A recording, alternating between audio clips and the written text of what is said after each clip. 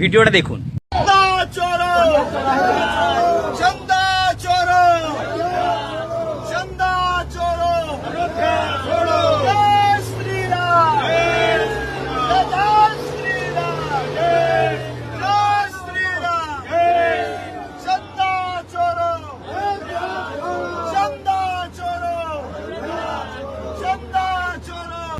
কার উদ্দেশ্য নিয়ে ভিডিওটা বলুন তো?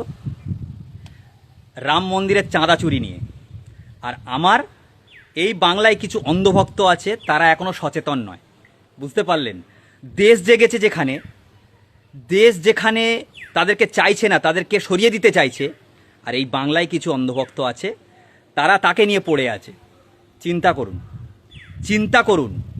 আজকে আমরা নিজেদেরকে বড় সনাতনী বলি, আর রাম মন্দির থেকে চাঁদা চুরি হয়ে যাচ্ছে, চাঁদার বাক্সের টাকা, প্রণামী বাক্সের টাকা চুরি হয়ে যাচ্ছে। কোনো প্রতিবাদ নেই, কোনো ভূক্ষেপ নেই, কোনো আওয়াজ নেই।